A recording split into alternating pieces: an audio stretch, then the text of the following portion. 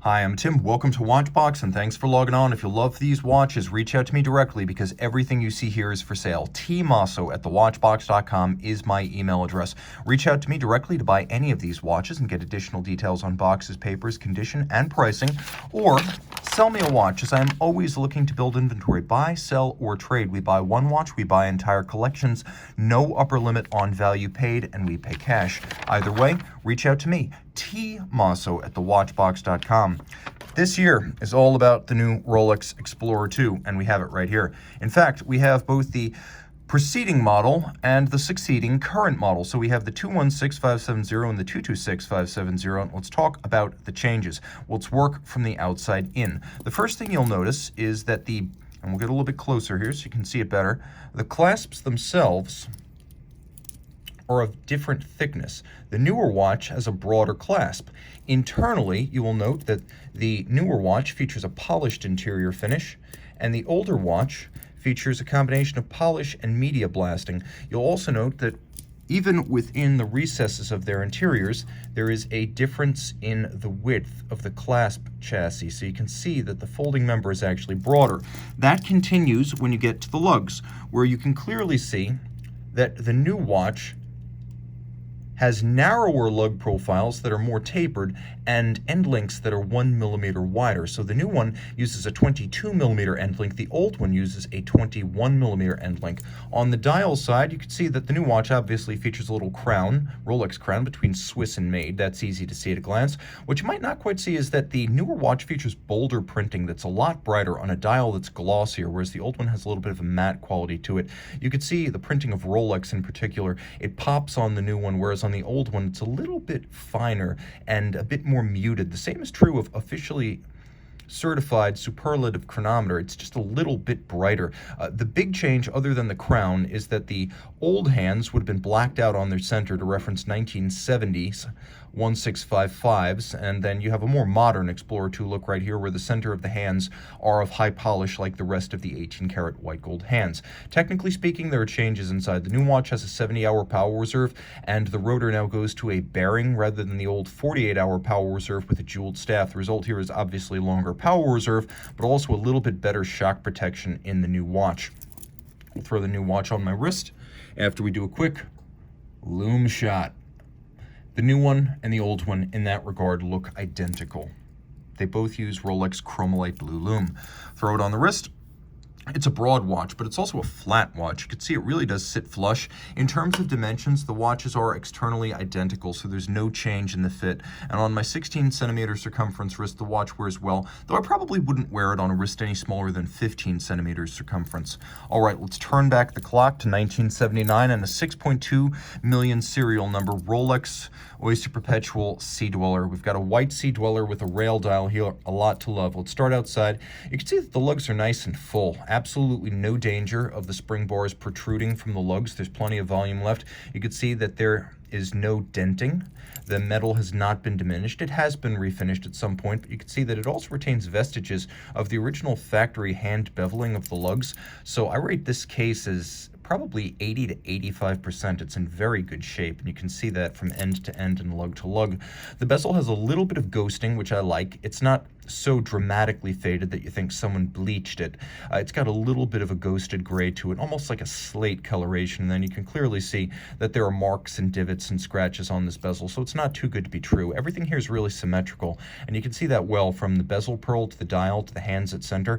The patina fade is very even and regular. You also note the hands have a little bit of evidence of handling over the years, but because everything does match, I recommend simply keeping those through future services, because the watch has a wonderful air of originality to it and symmetry of tritium fade. And this is the real thing, not photina. The dial, of course, is the rail dial. White Sea Dweller rail dial, italics for feet and meters. You've got an alignment of the superlative E and the officially Y, the chronometer C, and the certified C. So that's your rail dial. It's like rails, they run parallel. You have the T Swiss T sandwich with the radiation nomenclature adjacent, the amount of radiation present being quite low. You can see that there are slightly elongated minute hashes characteristic of these white Sea Dweller rail dials, and of course it's a matte base with no signs of contact, oxidation, or moisture of any kind. It's a very, very clean dial. The dial, I would say, is pretty darn close to a 10 out of 10. Of course, it's a Sea Dweller, which means there's a gas escape valve, and what was rated at 610 meters water resistant when new, I would not dive with a vintage diver just because it's not worth risking it. On the reverse side, you can see Rolex always tooting its own horn and advertising its process and its patents. So you have advertising on the back, and in Rolex's endearing fashion, a small tome printed on the dial side. Caliber 1570 inside, 48-hour power reserve, certified chronometer. It has stop seconds, but not a quick set date. Not yet. Not in this generation of Rolex movement. And it beats away at a lovely, evocative 19,800 vibrations per hour. You can see that it features a plexiglass crystal and no Cyclops eye, as is traditional on Sea Dwellers. The bezel, of course, correct to the period, is a bidirectional rotating bezel with no encumbrance to its motion. The bracelet is actually a 93150 that was made in 1984. It has an I serial number. I'll do my best to show you this. So you can see it has an I serial number. It's a 1984 reference 93150 with a fold-out dive extension, and it uses 585 end links, so the bracelet's actually in great shape. Superb structural integrity. It's not just a nice vintage bracelet, it's a very secure bracelet for everyday use. Absolutely no glow. All of the tritium has faded, as you would expect of a material with a half-life of about 12 and a half years in a watch that is well over 40 years old. Now, taking a quick look at a different type of lume. Can you guess? Well, if you guessed correctly, you already know this is one of my favorite iterations of the modern Rolex Daytona. So you have the 116509 in white gold with a lovely silver white dial with radially arrayed Arabic white gold numerals. It's a tritone with a sporting black, red, and silver composition. There's a little bit of a frosted grain to the dial. It's not a directional sunburst. And then, of course, we have white gold case, clasp, bracelet, and bezel, and 100 meters water resistant with a 72-hour power reserve, a chronometer certification, and anti-magnetic hairspring, and it's super flat, flush, and comfortable on my wrist. I could recommend this watch for a wrist as small as 13.5 centimeters circumference. You're going to get a great fit. It's only 12.2 millimeters thick, and again, with 100-meter water resistance, automatic winding, a full bracelet, lots of lume. This is a fantastic sports chronograph and an outstanding all-around sports watch. But when we speak of the Daytona these days, we also have to speak of a natural rival launched from Zenith just this year. This is the 41mm stainless steel ceramic bezel Chronomaster Sport. So much to love here, but you can clearly see that the inspiration is the current generation steel ceramic Daytona. So this watch has a lot to offer that makes it separate and distinct from the Daytona first, and most obviously there is a display case back. So this is a watch that has a good looking El Primero caliber 3600. It's officially the 3600, but unofficially the El Primero II or Mark II, the successor to the original 1969 watch. Now there is a striking 10th complication that takes 10 seconds and actually spreads those 10 seconds over 360 angular degrees. So the angular motion is a full circle, which allows you to more easily read the fractions in between whole seconds. By stretching out those seconds, it becomes a lot easier to utilize the 1/10 of a second resolution of the El Primero, which beats away at 10 beats per second. You can also see that the minute counter is a 60-minute counter, which is a lot more practical than most chronographs, which generally just give you a 30-minute counter. Of course, you want to make sure that the watch has all of the tech and the spec you'd expect today, with a silicone unlubricated escapement and a scratch-resistant ceramic bezel, 100-meter water resistance, and a bracelet that, let's be frank, is quite liberally inspired by Rolex. This is a watch that's easy to love. Now, it's a watch that also retails for $10,000 on a full bracelet, even less used. So you're getting a value proposition here compared to the Daytonas, which in steel with ceramic bezel are now pushing $35,000. This is a watch you can buy right around its retail right now. Good looking watch, well loomed, black lacquer dial. It has that tritone with slightly scalloped overlapping registers, as we have seen on Zenith chronographs since 1969. It does wear a little bit bigger than a Daytona because it's a lot thicker, but remember, there's a lot to love about the new El Primero caliber 3600, not just the traditional 5 hertz beat rate, not just the striking 10th complication, but an extra 10 hours of power reserve compared to the last El Primero. It is now 60 hours. You also have that anti-magnetic unlubricated silicone escapement, and it remains a crisp column wheel chronograph. It also features a function not previously present on El Primeros, a hacking or stop seconds function, and of course there is a quick set for the date. Now let's say you want to dive. You're less about trek and you're more about Daytona Beach. So from Motor Speedway to the beach and a little bit offshore, now we're talking about a true dive watch. So we have the 42mm Jaeger-LeCoultre Master Compressor Diving Navy Seals. This is a 1500 piece 42mm steel limited edition. This came out in 2010, 1 year after the first Navy Seals watches. Whether it was customers asking for a smaller watch or, as JLC claimed, actually the Seals themselves who preferred the smaller watch, I don't care. This is a more wearable and desirable model. As you can see, it's only 13 millimeters thick, which is surprisingly thin for a 300-meter diver. Now, the watch is a lot more wearable than the previous 44. As you can see on my 16-centimeter circumference wrist, it doesn't come too close to the edge. From over the top, it's a nice fit, flush enough to fit underneath a dress cuff, no problem there. And there are a couple of versions of this watch. Within the 1500, straps, bracelets, and vulcanized rubber-wrapped bracelets, and that's what we have right here, the vulcanized rubber-wrapped steel bracelet. This was the best way to buy this watch. As you can see, every individual link on the bracelet is removable, and that on both sides, so you're going to get a precise size. There's a little easy link like fold-out extension, 2.5 millimeters of adjustment on each side of the clasp, so you get a total of 5 millimeters, and you can extend it in 2.5 millimeter increments.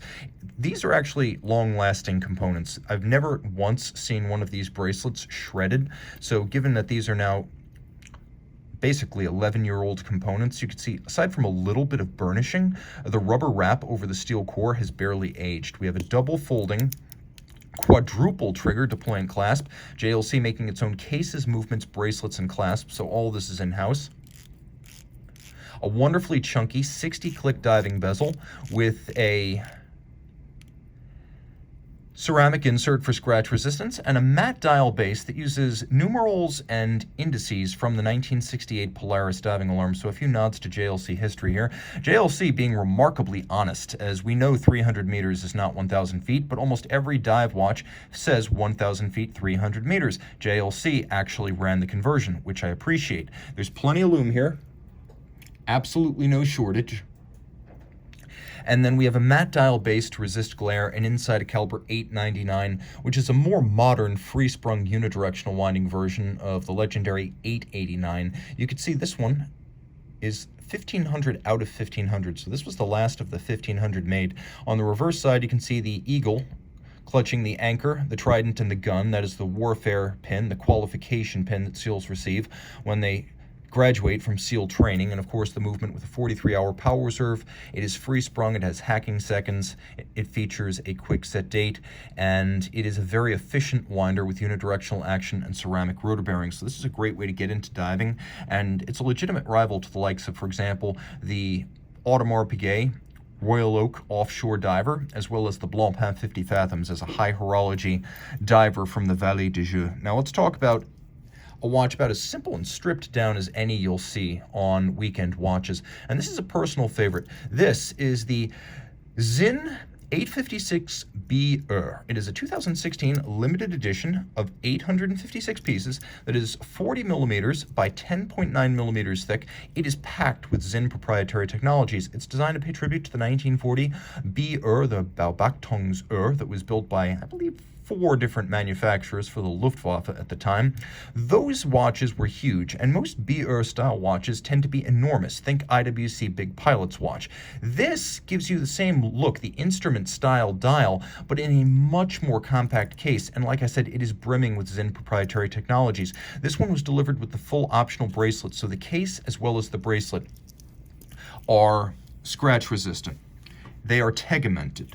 And I'm going to show you right here what that means, because this is my EZM 1.1 carbon diffused steel and 1200 Vickers on its surface. I am gouging it with a key.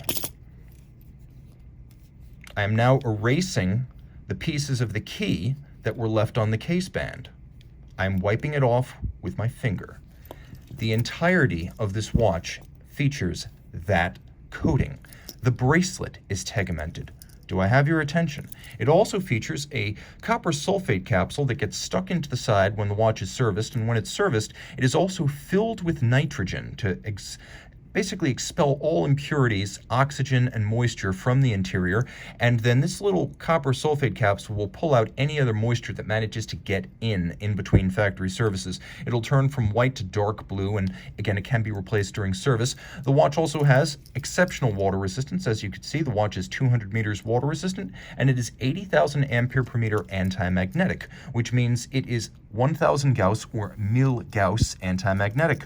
Automatic winding. It includes a 42-hour power reserve, and as you can see, it features a Zinn bracelet and clasp.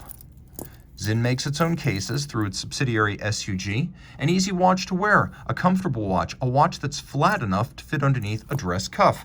All of those Zinn refinements you get, and plenty of lume. Remember, this is the BR style. It's very rare that you can wear a BR that isn't a big and this is exactly that. All right, let's go to the other side of the world. We've been to Switzerland, we've been to Germany, and now we are in Japan, and we are speaking of perhaps the best steel Grand Seiko of the 2010s.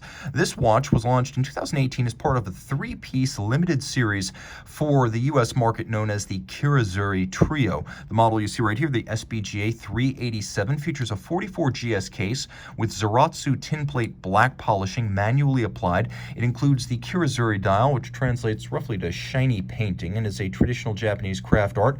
Well, this dial is designed to echo Kirazuri work. The dial is entirely hand finished. As you can see, the individual indices as well as the hands have been mirrored and faceted with razor sharp creases. All of these polished and faceted by artisans who only make these components all day long on micrometric diamond tipped milling tools. So this is a hand finished case, a hand finished dial. The seconds hand is fired blue, and it includes spring drive. Spring drive is a fascinating hybrid of mechanical and quartz watchmaking. All the energy that's stored in this watch is stored in the spring. All of the motion is mechanically driven, but by turning this unidirectional governing wheel, an induced electrical current wakes up a quartz oscillator which uses a back EMF or electromagnetic force to slow down the drivetrain and keep time to within an extraordinary 15 seconds a month. Remember, a Swiss COSC chronometer is -4 + 6 seconds per day. Well, this is 15 seconds plus or minus per month, and they often do better than that.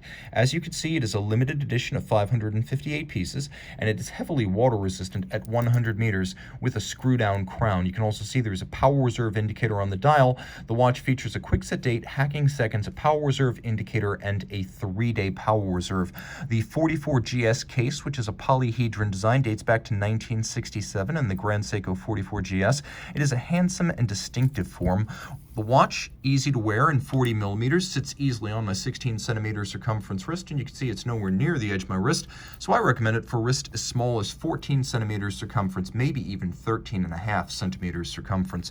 A lovely burnished blue dial. Sticking with our sports watches, we're not quite done, not yet. We're talking about a watch that came out in 2017, 1 year after the standard Vacheron Constantin Overseas 3 collection came out.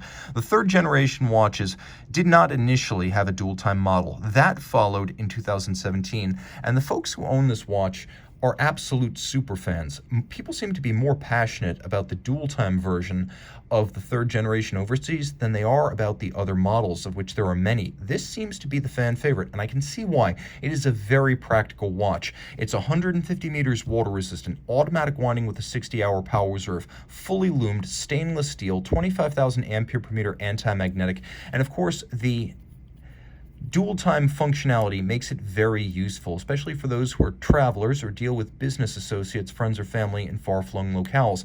Now, you can hide that second time zone when you don't need it, but as you can see, there is an AM/PM indicator on this generation so that you can have a 12-hour format hand but still have 24-hour format thanks to that little AM/PM indicator.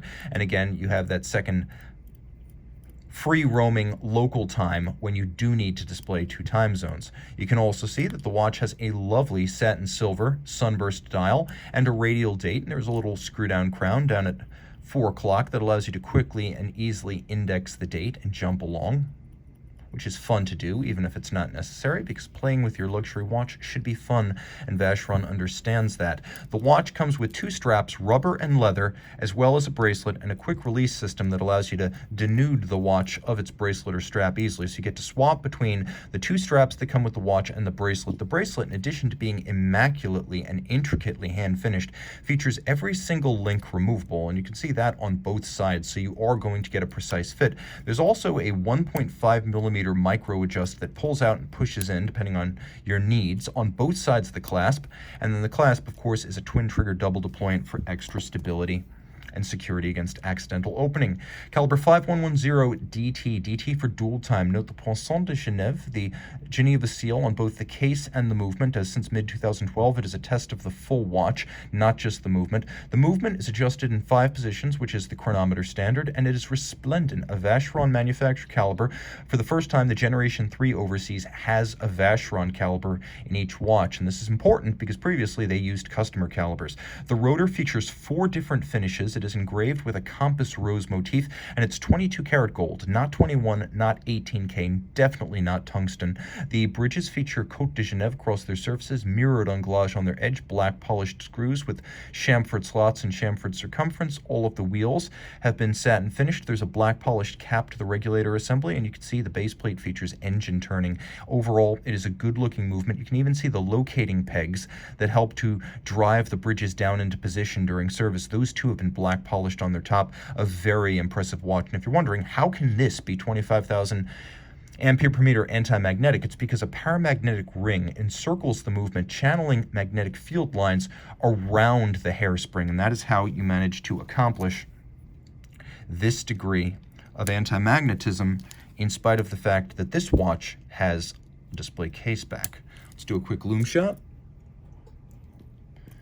See, it's easy to read at night. It's probably the most readable of the Overseas by day, with the blackened white gold hands and indices over a silver dial base.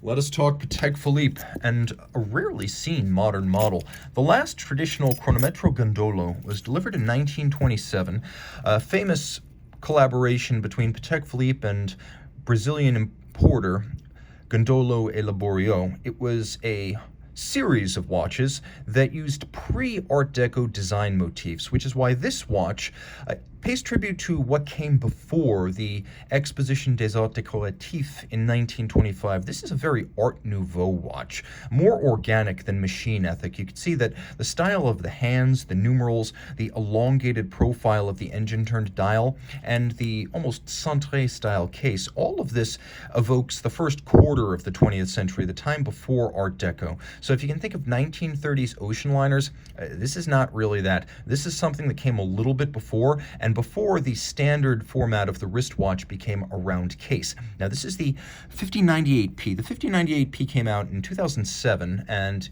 it was part of the Gondolo collection, which was revived as a name for 1993. So this model, coming out in 2007, is all in platinum with a diamond between the lugs, letting you know it is a platinum Patek. It's about 49.7 millimeters lug tip to lug tip and 32 millimeters across, 9.3 millimeters thick, but in platinum, very heavy. You can see that the dial has a lovely vogue, or radial wave pattern that expands from the center.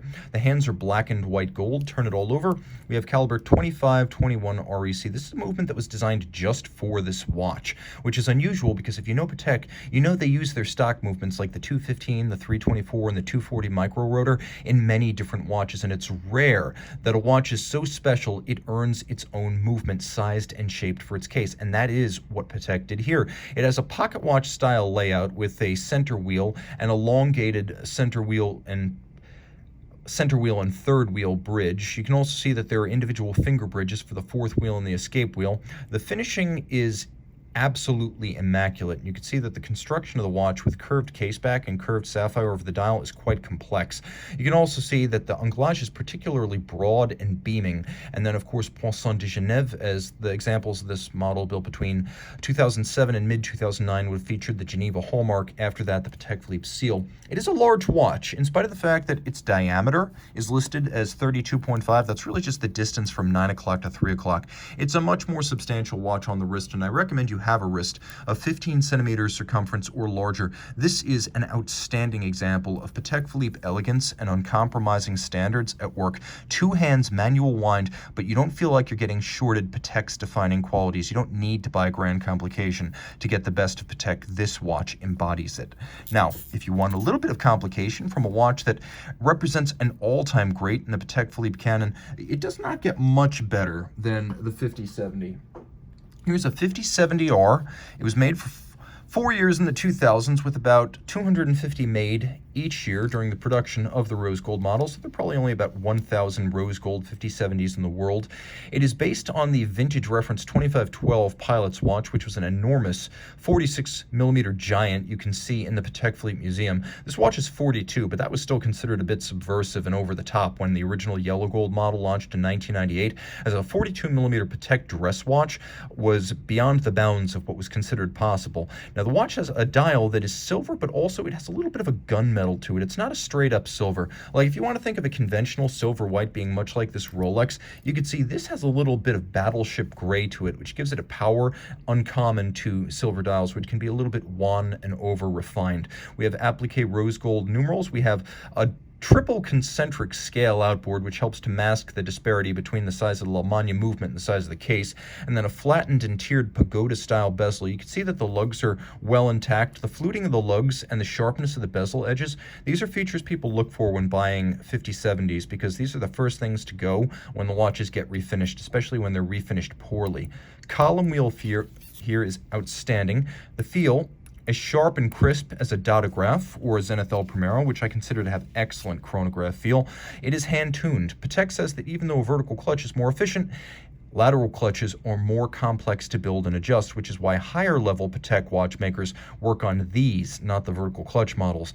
You have a 65-hour manual wind power reserve, 5-position adjustment, handmade Breguet overcoil. The balance is immense. It's almost the radius of the movement, and it beats away at 18,000 vibrations per hour. You can see that the watch features a capped column wheel and a traditional lateral clutch.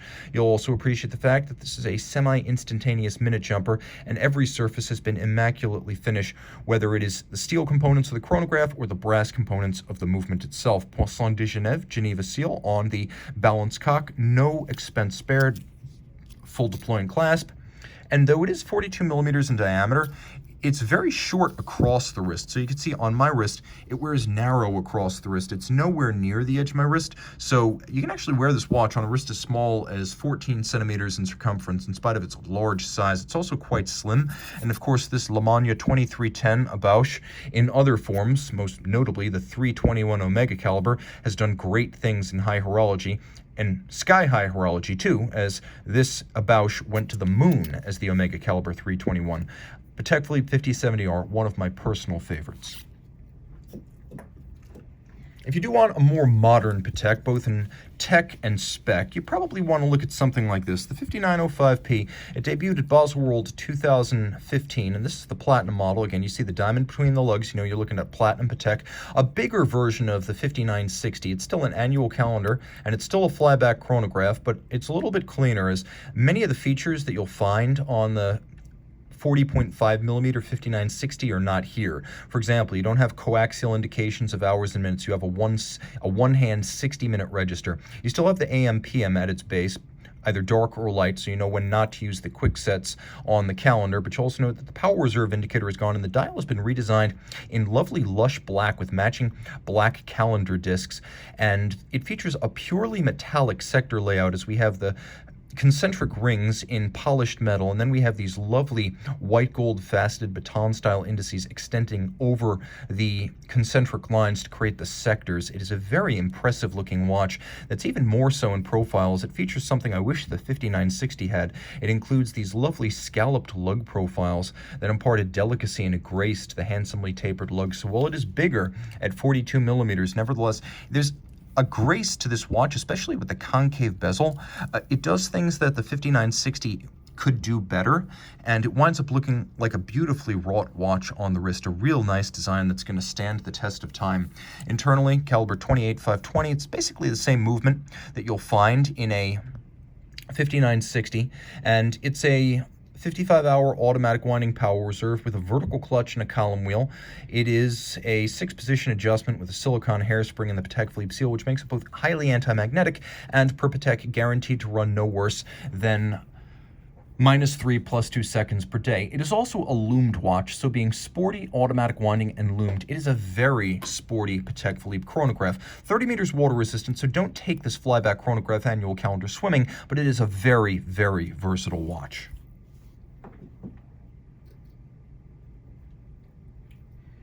Let's talk about two offbeat favorites. H. Moser & C. of Schaffhausen and Ulysse Nardin of Leloc. Let's start with this Moser because some explanation is in order. This watch right here, as you can see, is the Venturer Concept Arctic Blue. Now, you'll note 100 pieces, 39 millimeters, white gold, fumé Arctic blue dial. It's sort of a cobalt blue at its edge and a bright Arctic blue at its center. The fumé is the fade. The concept nomenclature comes from the fact that this is a concept Moser has advanced. The idea that a watch can be more obviously recognizable as of this brand if there's nothing on the dial, which is something no one else does. No printing, no national origin statement, no indices, no numerals, absolutely nothing. You can read the time, easy enough to do, but you can even judge the brand because you know that only Moser does this. The case band is beautifully scalloped. Moser machines its cases and then hand finishes them, which is how you're able to get this three-dimensional profile as well as the concave mirrored surfaces of the lugs. The dial, of course, with a lovely domed polished white gold bezel, and then you turn it all over. And the watch includes a caliber 327, which is a 3-day manual wind movement made by Moser. They even make the overcoil, the balance, and the escapement themselves.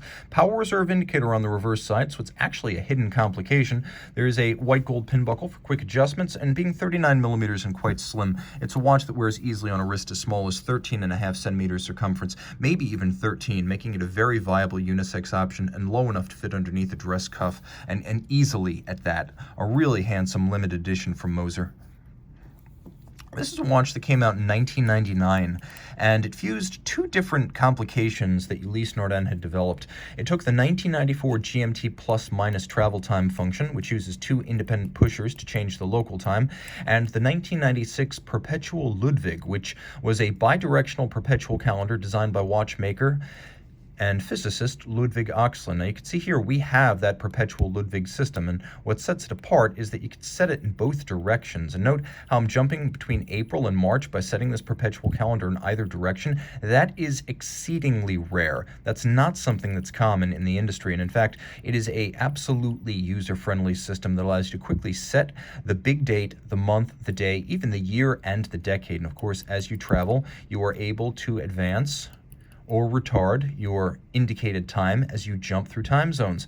The watch, of course, does feature a 24-hour second time zone, and it is loomed, which you can see well, including the second time zone. It's powered by a Ulysse Nardin caliber 32, which is nicely decorated with fired blued screws and a little bit of a rustication on its triple finished rotor. There's a lacquered inlay of the Ulysse Nardin anchor logo, and all of this is only 38.5 millimeters in white gold, making it a very tractable and agreeable compound complication.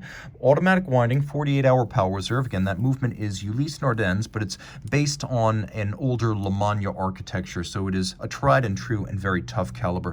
You can see that this case was made by welding the lugs on separately, which is an old-fashioned and labor-intensive method of making a case by hand. So you've got a GMT automatic winding with a perpetual calendar in a wearable size from a great brand that's known for innovation. And of course, the Ludwig Oxlin innovations in this watch make it a historic landmark, not just for the brand, but for the entire industry. All right. A Lange und Söhne of Saxony, East German watchmaking at its best. Let's go sequentially. Launched in 2011, this is the Lange und Söhne Richard Lange Pour le Mérite tourbillon. The tourbillon Pour le Mérite is a tourbillon with a fusee and chain constant force device, a stopworks that will halt its operation when it no longer has enough energy to drive the tourbillon assembly. And you could see that the watch features an uncommon refinement in that the tourbillon, which bears the seconds hand, includes stop seconds. But wait, there's more. If you do not need the portion of the dial superimposed over the tourbillon, it will retract, allowing you to read the watch and then enjoy an unencumbered view of the tourbillon itself. Let's get that back in motion. The dial is made of sterling silver, and it uses a triple overlapping Johann Seifert scale.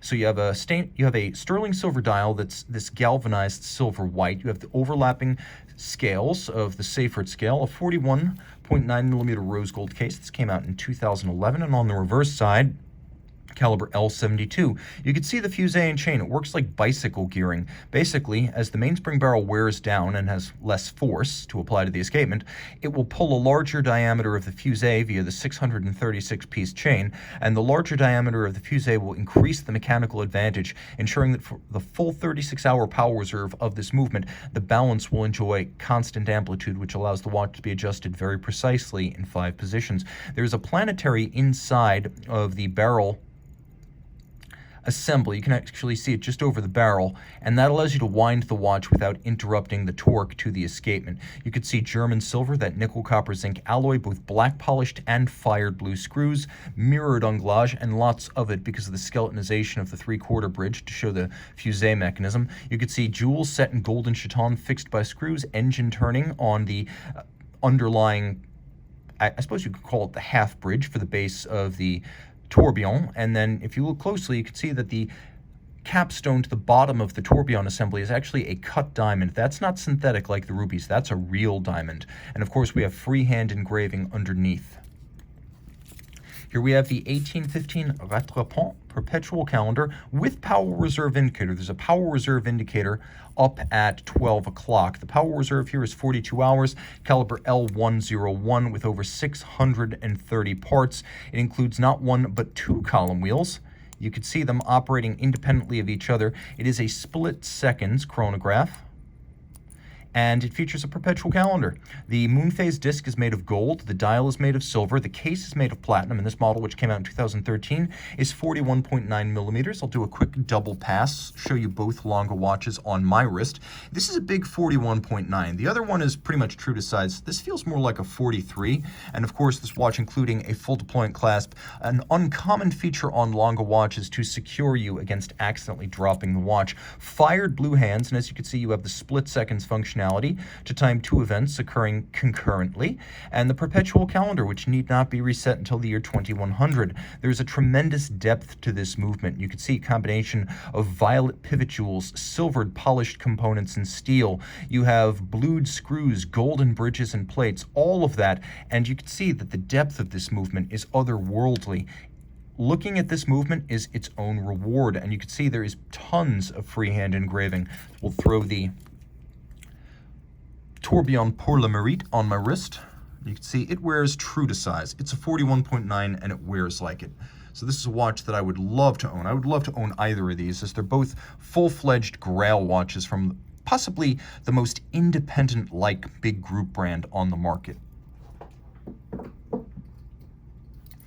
Here's a watch that I like so much I bought it. I bought the platinum version of the Jaeger-LeCoultre Master Grand Memovox, and it was probably my most worn watch. This model, with a ruthenium dial and a white gold case, was released alongside my platinum model back in 2001 when the Grand Memovox came out. It came out in platinum, it came out in white gold and rose gold. This is probably the most distinctive of the three because it has the ruthenium sunburst dial, and then it has these silvered registers that contrast nicely. There's a beautiful cruciform symmetry. You can split it horizontally and vertically, and it retains its symmetry. There's a 24-hour display down there that lets you know when not to set the perpetual calendar. It is the Kurt Klaus sequentially programmed perpetual calendar system, so you push the pusher and everything, including the moon phase, moves in sync. You just adjust to show the current date, and you don't have to look up the indications individually. You don't even have to look up the moon phase. All of that sets automatically. But unlike IWC, which uses the quick set in the crown, JLC puts it in pusher form on the case flank, so you can't accidentally set the calendar forward. It is not bidirectional. You can't set it forward while using the crown.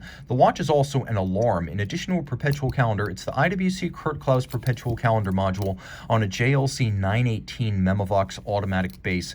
It has a 45-hour power reserve, and you can see that the alarm system is set using a hand that you can actually set in 15-minute increments. You can set it to 5-minute increments if you're careful, but you can see it does feature a scale printed in 15-minute increments outboard, and that can be helpful. But I've been able to set mine in the past to as little as 3 minutes of where I intended the alarm to go off. If you want to set it off, just wait for the hour hand to jump a little bit.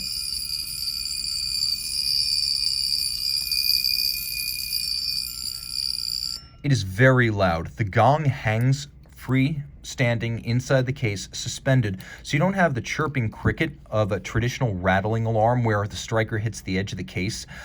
We actually have a hanging bronze gong alarm here to produce the volume you just heard. At 41.5 millimeters, it's a very wearable monster complication, and this is as good as it gets. JLC adjusted these movements in 6 positions and included substantial hand finishing, which is to say that this is a very sophisticated watch inside and out, and all in white gold with a solid medallion of white gold on the reverse side.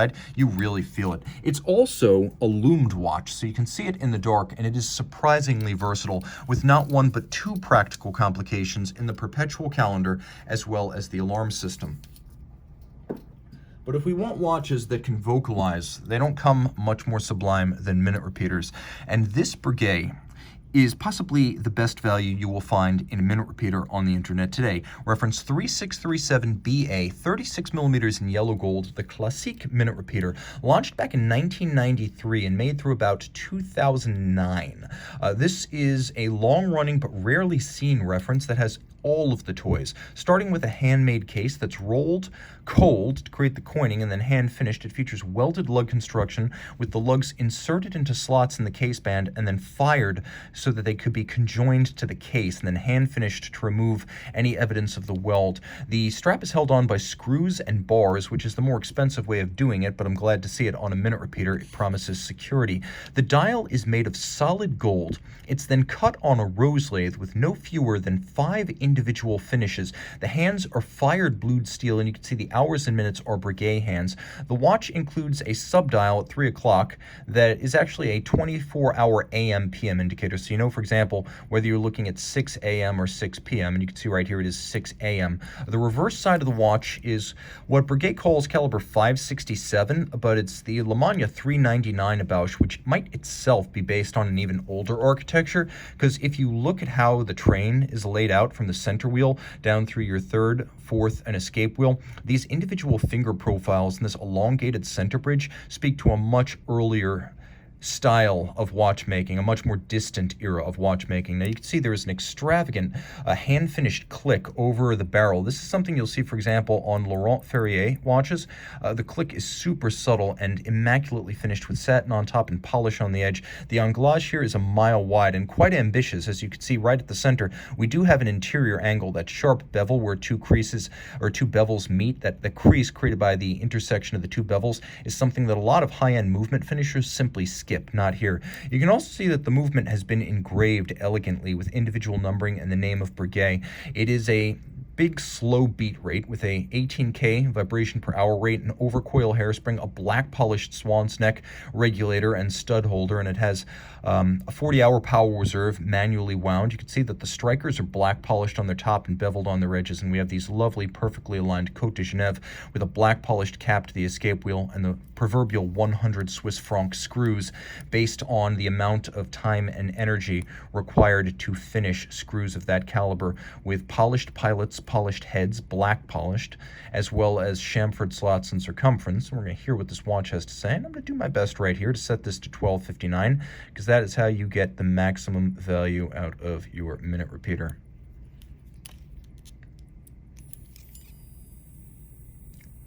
Looks like I overshot a little bit.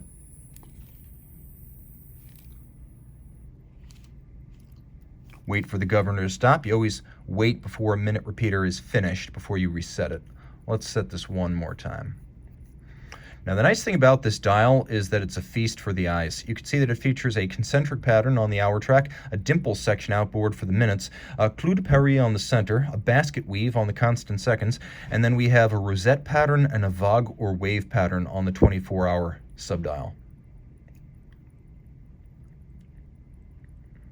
Take no chances here.